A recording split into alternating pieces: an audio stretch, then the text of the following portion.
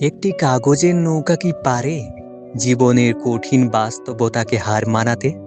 চলুন জেনে নিই সৌম্যর এক অনন্য উপলব্ধির কথা।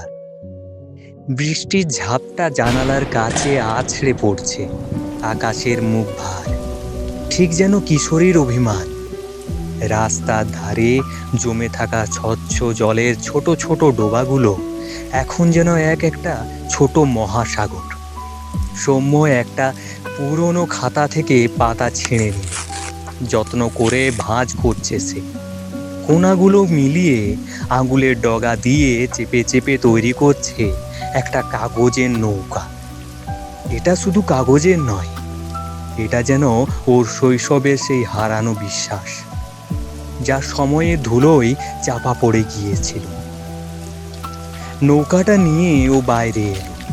হাঁটু সমান জলে ওটা ভাসিয়ে দিতেই স্রোতের টানে দুলতে শুরু করলো।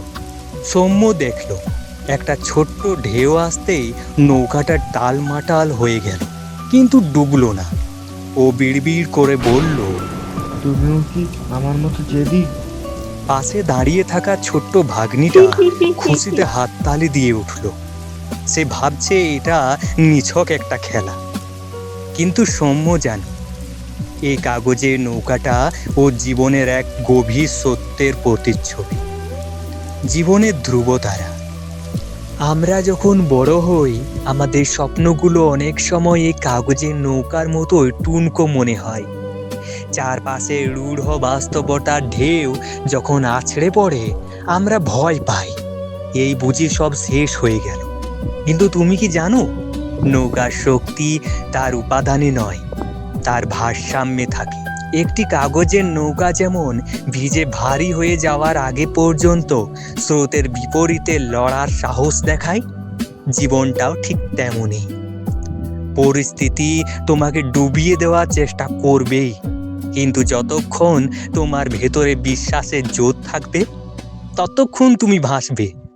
মনে রেখো, কাগজের নৌকার সার্থকতা তীরে পৌঁছনোই নয়, বরং মাঝপথে ডুবে যাওয়ার ভয় জয় করে বুক চিতিয়ে ভেসে থাকাতে।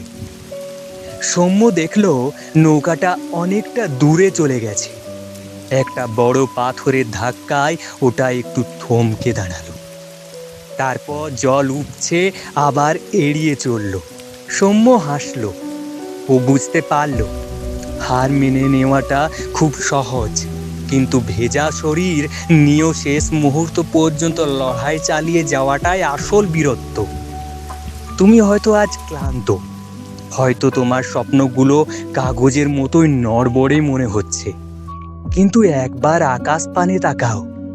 বৃষ্টি যেমন মাটিকে সজীব করে, তোমার চোখের জলেও তোমার ইচ্ছা শক্তিকে আরো মজবুত করবে।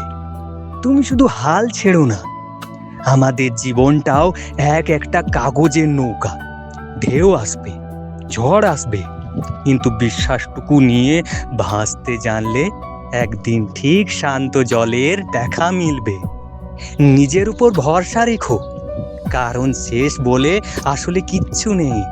প্রতিটি সমাপ্তি একটা নতুন শুরুর ইঙ্গিত দেয়।